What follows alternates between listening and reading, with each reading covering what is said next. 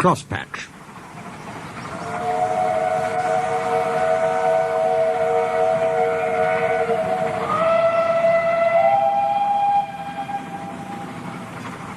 Scarloey made a face. "Not again, Nancy, please." "Just a teeny polish," she coaxed. "You must look nice for your 100th birthday." "I am nice. You're just a fusspot, and you're a horrid old crosspatch." Nancy polished him vigorously. Scarloey smiled. "Nancy," he said, "I really was a crosspatch once. Shall I tell you?" "Yes, please." "Well, come down. I can't tell it properly while you're fussing up there." "Just 5 minutes, then. No longer." Nancy sat down on a box, and the old engine began. Tallysllyn, Dolgoch, Renias and I were built together in England. "Who?" asked Nancy. "Are Tallysllyn and Dolgoch?" "Tallysllyn is my twin. Dolgoch is Renias's. Their railway is at Towyn in Wales, and they're 100 too. They were green, and we were red. Tallysllyn and I had 4 wheels then, and no cab. We thought we were wonderful, and talked about how splendid we'd look, pulling coaches." "What about trucks?" asked Nancy. Scarloey chuckled. "We had no use for them," he said. "I was finished first, and sent away on a ship. I didn't like that. It wobbled dreadfully. At the port, the big railway kept me waiting. They had no cranes to lift me out. It wasn't the Fat Controller's railway then. He would have managed much better." "What did they do?" asked Nancy. "They used the ship's derricks. They nearly turned me upside down," said Scarloey indignantly, "and left me hanging while they arranged a truck." "You must have looked funny," gurgled Nancy. "Yes, and I felt it too. I got crosser and crosser.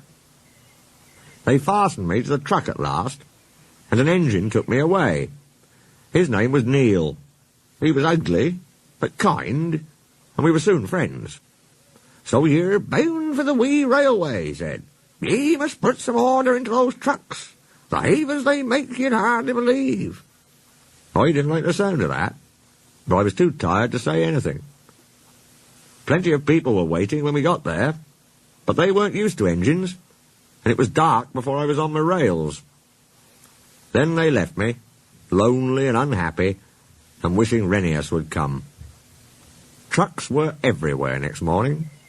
Suddenly, with a rattle and a roar, a train of loaded ones came in. I was surprised. 'There's no engine,' I said. A workman laughed. 'They've come down by gravity,' he said. 'The empty ones need pulling up, though. That's why you've come.' 'But can't they go up by whatever it was you said?' 'Gravity only brings things down.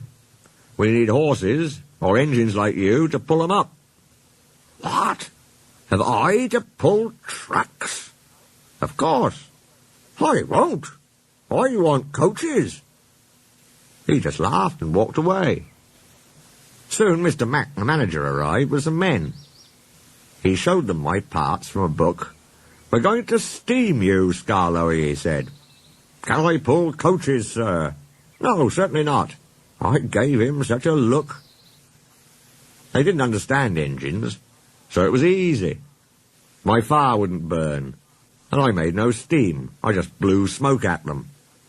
They called me bad names, but I didn't care. Next day they tried again, and the next, and the next. I just gave them my look, and wouldn't do a thing. At last the manager said, 'Very well, be a crosspatch. But we're not going to look at your sulky face all day. We'll cover you up and leave you till you're a better engine.' They did too," chuckled Scarloey. "They fetched a big tarpaulin and covered me right up. I didn't like that at all." "I think it served you right," said Nancy severely. "Never mind her, Scarloey. Please tell us what happened next." Nancy turned in surprise. A group of people had quietly come up to listen while Scarloey was telling her his story.